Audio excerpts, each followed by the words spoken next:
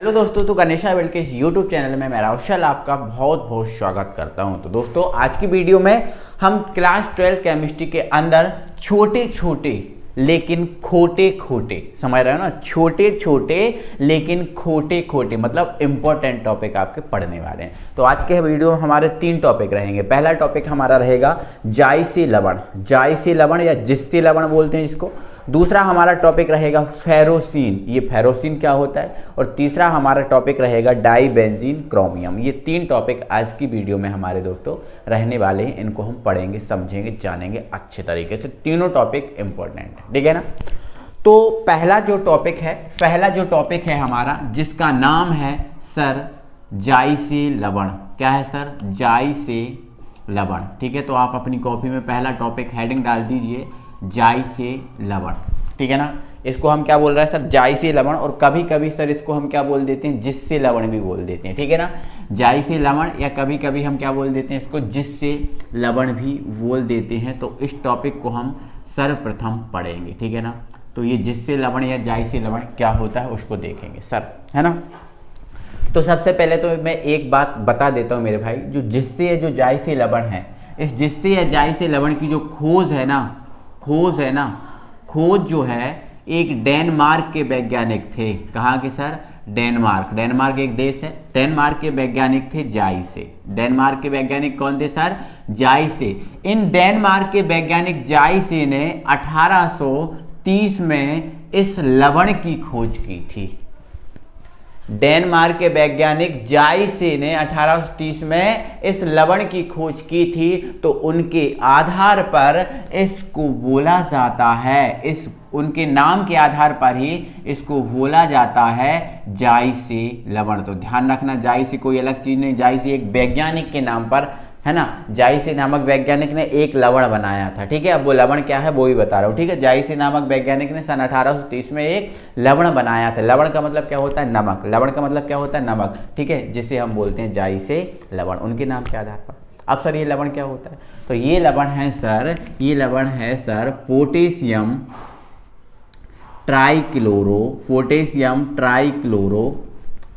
Trichloro ethylene, ठीक है sir. क्या? Ethylene C2H4। C2H4 को क्या बोलते हैं? एथिलीन, ठीक है। क्या बोलते हैं सर? एथिलीन, ठीक है। ट्राइक्लोरो एथिलीन प्लेटिनम सेकंड, ये था लवण, ठीक है। ये जो जायसी लवण है वो ये है, ठीक है। जायसी लवण का सूत्र क्या है? ये आपको दिख रहा है ना, ये जायसी लवण का सूत्र है। इस लवण का निर्माण 1830 में जायसी नामक वैज्ञानिक ने किया था, इसलिए इसे जायसी लवण बोलते हैं, ठीक है। अगर इसके IUPAC नाम की बात करें सर, तो IUPAC नाम में सबसे पहले किसको बोला जाता है? धनायन को। तो सबसे पहले हम इसको लिखेंगे। दूसरे नंबर पे क्या बोला जाता है? लिगेंड। तो इसमें कितने लिगेंड हैं? 2। एक लिगेंड आपका ये है और दूसरा लिगेंड आपका ये है, ठीक है। लिगेंड है ना। और लिगेंड से पहले लिगेंड की समन्वय संख्या लिखी जाती है, वो कोई दिक्कत नहीं है, ठीक है। फिर चौथे नंबर पे क्या बोला जाएगा? केंद्रीय धातु परमाणु। और 5वें नंबर पर केंद्रीय धातु परमाणु की ऑक्सीकरण अवस्था, ठीक है ना। ये हम बोलते हैं, ठीक है। तो यहाँ पर आप देख रहे हो 2 लिगेंड है, एक है आपका CH3 और एक है आपका C2H4। एक बात आपको दिखा देता हूँ दोस्त, समझा दे रहा हूँ। ये आपको दिख रहा है ना, ये आपका ईटा है। क्या है? ईटा है।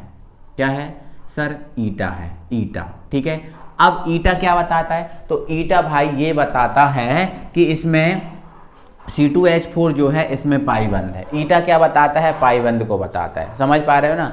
ईटा है वो क्या बताता है? तो ईटा बताता है पाई बंद को। ईटा किसको बताता है? पाई बंद को, ठीक है। अब ये सर स्क्वायर क्यों लगा? स्क्वायर इसलिए लगा क्योंकि 2 कार्बन हैं इसमें। जितने कार्बन होंगे उतने ईटा पे क्या लगे होंगे? स्क्वायर होंगे, ठीक है। और ईटा बताता क्या है? पाई बंद को, ठीक है ना। तो यहाँ पर जो ईटा है इसका कोई भी मतलब नहीं है, ठीक है। चाहो तो क्या कर सकते हो आप? इसको ऐसा भी लिख सकते हो, चाहो तो आप ऐसा भी लिख सकते हो। ईटा का कोई मतलब नहीं है। ईटा तो सिर्फ यहाँ पर मेरे भाई बता रहा है कि इसमें पाई बंद है। और कितने C है? 2 C, ठीक है ना। चलो इसका IUPAC नाम क्या है वो देखते हैं। सबसे पहले धनायन, तो इसका नाम क्या है? पोटेशियम, ठीक है।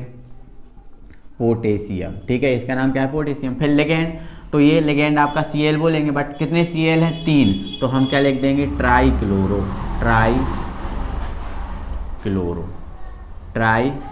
समझ गए ना। तो ये आपका क्या हो गया सर? ट्राई क्लोरो हो गया, ट्राई क्लोरो हो गया।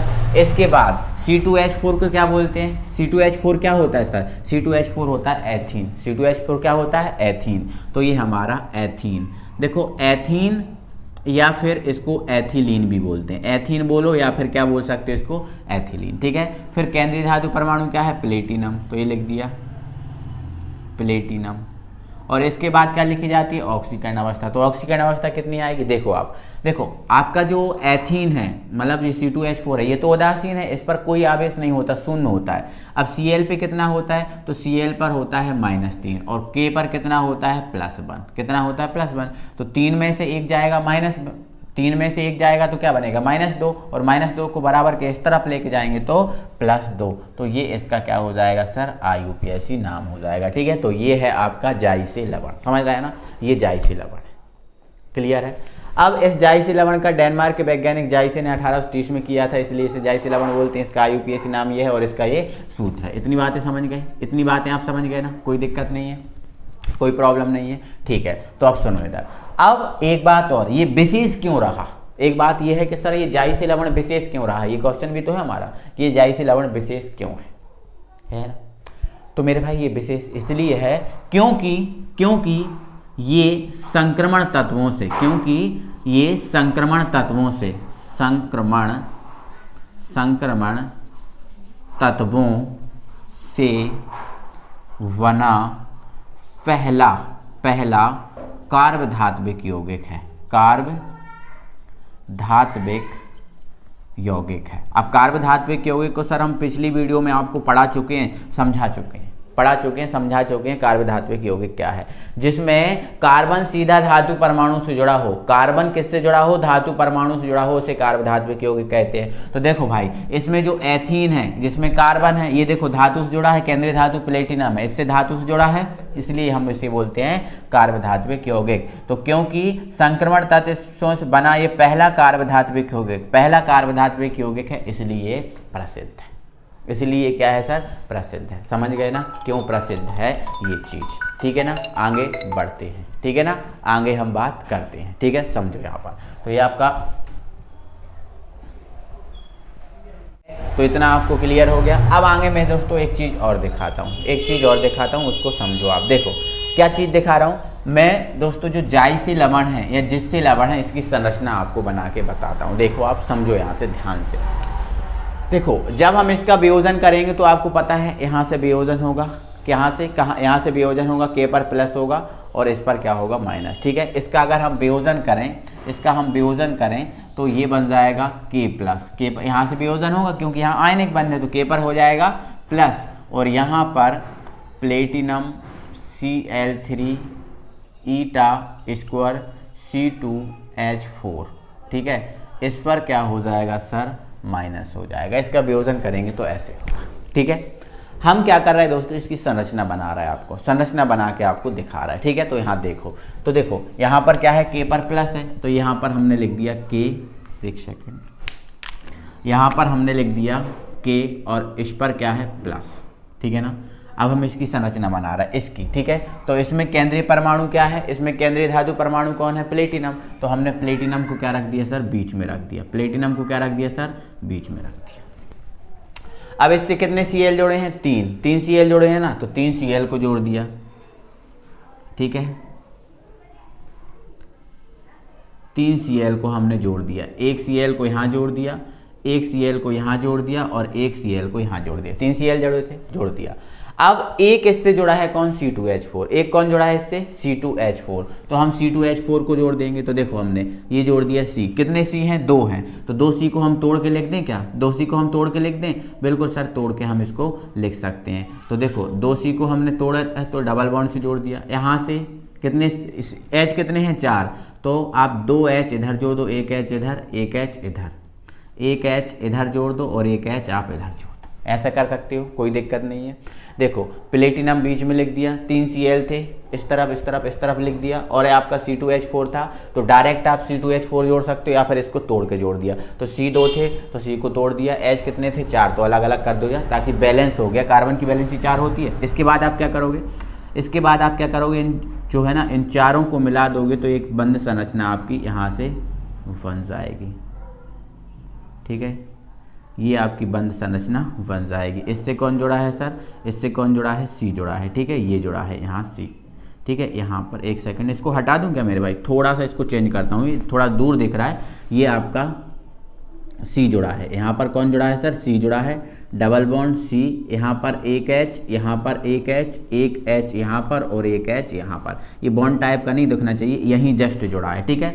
अब देखो ये हो गया, जुड़ गया। अब ये बड़ा ब्रैकेट था तो ये हमने बड़ा ब्रैकेट लगा दिया, ये बड़ा ब्रैकेट हमने लगा दिया, ठीक है, लगा दिया।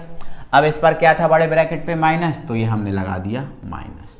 ये इसकी क्या हो गई, संरचना, ये इसकी क्या हो गई सर, संरचना हो गई। मतलब इसको ऐसे बनाते हैं तोड़ के, ठीक है। मैंने इसको पूरा तोड़ दिया, आई होप आप समझ गए होंगे, ठीक है। तो मैंने इसमें क्या बताया है उसको आप समझ लो, मैंने एक बार क्या बताया इसकी परिभाषा आपको समझना पड़ेगी, ठीक है। तो देखो इधर है ना, तो लिख लेंगे यहाँ पर, इसकी खोज डेनमार्क के वैज्ञानिक जाइसे ने सन 1830 में की थी, इसलिए इसे जाइसे लवण कहते हैं, ठीक है। इसमें क्या होता है, इसको देखो, इसमें क्या होता है, प्लेटिनम धातु, इसमें कौन, प्लेटिनम धातु, ये प्लेटिनम धातु है, देखो आप, ये प्लेटिनम धातु है। इसमें प्लेटिनम धातु एथिलीन के साथ, ये आपका क्या है, एथीन या एथिलीन, एथिलीन के साथ कौन से बंध द्वारा जुड़ी होती है, बोलो जल्दी से, पाई बंध द्वारा जुड़ी होती है ना। देखो ईटा क्या बता रहा है कि पाई बंध को ही तो बता रहा है, तो इसमें प्लेटिनम धातु एथिलीन के साथ पाई बंध द्वारा जुड़ी होती है। ये क्लियर हो गया, कोई दिक्कत नहीं है ना। चलो आगे बढ़ो। यह संक्रमण तत्वों से बना पहला कार्बधात्विक यौगिक है, ये संक्रमण तत्वों से बना पहला क्या है, कार्बधात्विक यौगिक, और पहला है इसलिए ये प्रसिद्ध हो गया, ठीक है। तो ये थ्योरी आपको लिखना, पहला कार्बधात्विक यौगिक है, इतना समझ गए।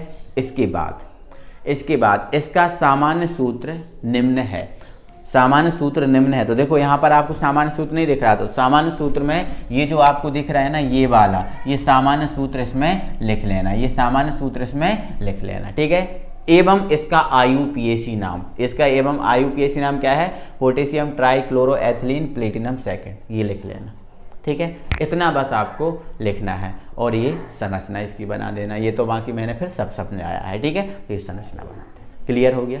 तो ये हमारा हो गया सर जाइसे लवण, ठीक है। दोस्तों अब हम बात करते हैं फेरोसिन पर, ठीक है। तो सर ये फेरोसिन क्या है, तो फेरोसिन भाई कुछ नहीं है, फेरोसिन भी जो है ना आपका कार्बधात्विक यौगिक होता है। फेरोसिन भी क्या होता है सर, कार्बधात्विक यौगिक होता है। बट ये फेरोसिन जो है ना, ये पीले रंग का कार्बधात्विक यौगिक होता है सर। कौन से रंग का, पीले रंग का, ठीक है ना। इस विशेष बात को याद रखना है, ये पीले रंग का क्या होता है, कार्बधात्विक यौगिक होता है। रंग का सर क्या होता है, कार्बधात्विक यौगिक होता है, ठीक है ना, ध्यान रखना। और अगर हम इसमें और आगे बात करें, ठीक है, इस पीले रंग का क्या है, कार्बधात्विक यौगिक होता है, ठीक है, इतना समझ गए। जिसमें क्या होता है, जिसमें क्या होता है कि जो आपका कार्बनिक यौगिक होता है, ये आपको दिख रहा है C5H5, क्या है, कार्बनिक यौगिक है। अब कार्बनिक यौगिक में इसका नाम क्या है, तो इसका नाम है सर पेंटेन, ठीक है। क्या है सर इसका नाम, पेंटेन, ठीक है, पेंटेन, ठीक है, पेंटेन, ठीक है, पेंटेन, क्योंकि इसमें 5 कार्बन है और 5 कार्बन से पेंटेन ही बनता है। क्या बनता है सर, 5 कार्बन से पेंटेन भी बनता है। और ये पेंटेन मेरे भाई रिंग के रूप में है, किसके रूप में, रिंग के रूप में है। अब रिंग के रूप में कैसा है, देखो C5H5 है, मतलब ये रिंग के रूप में है ऐसा, ठीक है, ये ऐसा, ये ऐसा रिंग के रूप में है, ठीक है। ये 5 कॉर्नर है और आपको पता है जैसे बेंजीन में प्रत्येक कॉर्नर पे क्या होता है, एक कार्बन और एक हाइड्रोजन होता है। तो इसमें कितने, 5 कार्बन और 5 हाइड्रोजन है, तो इसमें प्रत्येक कॉर्नर पे एक कार्बन हाइड्रोजन होगा, प्रत्येक कॉर्नर पे क्या होगा, एक कार्बन हाइड्रोजन होगा। तो ये क्या है, पेंटेन, ये पेंटेन रिंग के रूप में है, इसलिए हम इसको साइक्लोपेंटेन बोलेंगे, ठीक है ना। क्या बोलेंगे सर, साइक्लोपेंटेन। अगर कोई कार्बनिक यौगिक बंद संरचना में रिंग के रूप में होता है ऐसा, तो उसको हम साइक्लो लगा के बोलते हैं, तो ये साइक्लोपेंटेन, ठीक है। तो इसमें ये आपका साइक्लोपेंटेन क्या, कार्बनिक यौगिक है। तो इसमें क्या होता है, जो कार्बनिक यौगिक होता है, ठीक है, क्या होता है, कार्बनिक यौगिक, ये Fe है, सॉरी, ये कार्बनिक यौगिक होता है, वो कार्बनिक यौगिक धातु परमाणु Fe से, किससे, Fe से पाई बंध द्वारा जुड़ा होता है। अब ईटा क्या बता रहा है, ईटा बता रहा है पाई बंध को, ठीक है। और 5 क्या बता रहा है कि इसमें 5 कार्बन है, ठीक है, पाई बंध द्वारा जुड़ा होता है, ठीक है, इतना समझ गए। अब आगे बात करें तो सर ये जो फेरोसीन है इसकी संरचना सैंडविच के समान होती है। अब सैंडविच के समान कैसे? देखो आपने सैंडविच खाया होगा, सैंडविच क्या खाया होगा, सैंडविच में क्या होगा, क्या होता है वो देखो, सैंडविच में क्या होता है, एक परत होती है। क्या होती है? एक परत, ठीक है, होती है ना। और उस परत के ऊपर क्या कर देते हैं, मसाला वगैरह रख देते हैं। क्या रख देते हैं? मिर्ची मसाला प्याज वगैरह रख देते हैं, ठीक है। और उसके बाद उसको ऐसा करके रख देते हैं, ऐसा ही करते हैं ना, ऐसा ही करते हैं ना। ये सैंडविच बन गया, दो परतों से बन गया, ये ऊपर वाली परत, ये नीचे वाली परत, दो परतों से, और बीच में क्या होता है, मसाला होता है ना। तो इसकी भी संरचना कुछ ना सैंडविच के समान होती है। इसमें क्या होता है, देखो मैं बता रहा हूँ इसकी संरचना, ठीक है, एक सेकंड रुको। इसमें क्या होता है, इस टाइप का, ये C5H5 कितने हैं इसमें, दो हैं, कितने हैं, दो, वोल्टवाइज लगा ना, मतलब कितने हैं, दो हैं। तो एक C5H5 ऐसा बना होता है, ठीक है। अब इसमें बीच में इसके, मतलब इसमें क्या होता है, बीच में इससे कौन जुड़ा होता है, इसको देखो बैलेंस करने के लिए इसमें क्या लगा देते हैं, जीरो लगा देते हैं, ठीक है। क्या लगा देते हैं, जीरो। जैसे बेंजीन में बैलेंस करने के लिए जीरो लगाता है, वैसे जीरो इसमें लगाता है, ठीक है। और इससे कौन जुड़ा होता है, तो इससे जुड़ा होता है Fe, ये दिख रहा है ना, Fe, ठीक है। और फिर इसके बाद क्या होता है, तो इसके बाद नीचे भी दो है ना पेंटेन, तो एक ऊपर जुड़ा होता है और एक इसी टाइप का, ये जो पेंटेन होता है वो आपका नीचे जुड़ा होता है। कैसे जुड़ा होता है सर, नीचे जुड़ा होता है, इस टाइप का, इस टाइप का। कहाँ जुड़ा होता है सर, नीचे जुड़ा होता है। इसमें भी कितने कॉर्नर होते हैं, 5, ठीक है। ये भी, इसमें कितने कार्बन होते हैं, 5, ठीक है। प्रत्येक कॉर्नर पे क्या होता है, एक कार्बन और एक हाइड्रोजन, कार्बन और हाइड्रोजन, कार्बन और हाइड्रोजन। इसको बैलेंस करने के लिए बीच में इसमें भी हम क्या लगा देते हैं, जीरो, ठीक है। तो देखो ऊपर वाली परत ये वाली, और उसके बीच में क्या रखा है, Fe, बीच में क्या रखा है, Fe, और फिर ऊपर से क्या है, ये फिर रखा है। मतलब ऐसे ही तो है, जैसे ये है, इसके ऊपर हमने मसाला मिर्ची रख दिया, ठीक है, और इसके ऊपर से फिर से ये हाथ रख, तो सैंडविच ऐसा ही तो बनता है ना, ठीक है। तो इसकी सैंडविच के समान क्या होती है, संरचना। तो ये फेरोसीन की क्या है, संरचना है। क्या है सर, संरचना। तो ये पेंटागोनल बना लिया, C5H5, और फिर Fe है, और फिर इसके ऊपर से C5H5 जुड़ा हुआ है, ठीक है ना। अब ये C5H5 मैंने बना दिया है, बता दें कि इसमें C5H5 है, बट आप लोग ऐसा बनाना नहीं, मैंने तो यहाँ समझाने के लिए इसको बनाया। तो ये पीले रंग का क्या है सर, कार्बधात्विक यौगिक है। इतना समझ गए, पीले रंग का क्या है, कार्बधात्विक यौगिक। इसका ये IUPAC नाम, सॉरी इसका ये सूत्र है, तो आप लिख देना, इसका सूत्र ये है। और इसका IUPAC नाम की बात करें तो इसका नाम सर, IUPAC नाम क्या है, इसका IUPAC नाम क्या है वो आपको देखना है। तो इसका IUPAC नाम है साइक्लोपेंटाडाइनिल। देखो ये आपका पेंटेन है, बट कितने हैं, दो हैं, तो आप क्या बोलोगे, साइक्लोपेंटेन। क्या है, साइक्लो, बट दो हैं, तो डाई साइक्लोपेंटेन बोलना पड़ेगा ना सर। क्या बोलना पड़ेगा, डाई साइक्लोपेंटेन। तो इसका नाम क्या है, इसका IUPAC नाम देखो, IUPAC नाम इधर लिख दे रहा हूँ, ठीक है, यहाँ लिख दे रहा हूँ, साइक्लोपेंटेन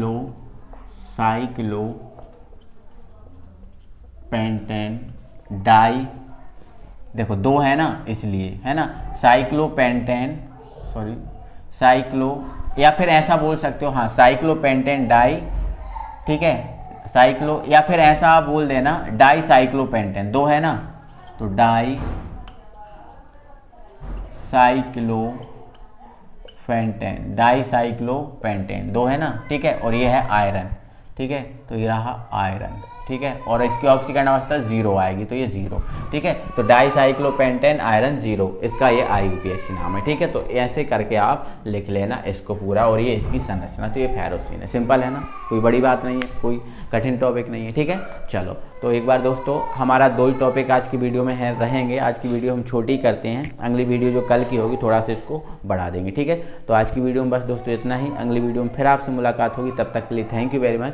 और दोस्तों वीडियो को लाइक और चैनल को सब्सक्राइब करना बिल्कुल ना भूलना, क्योंकि आपका सपोर्ट हमारे लिए चाहिए है, ठीक है।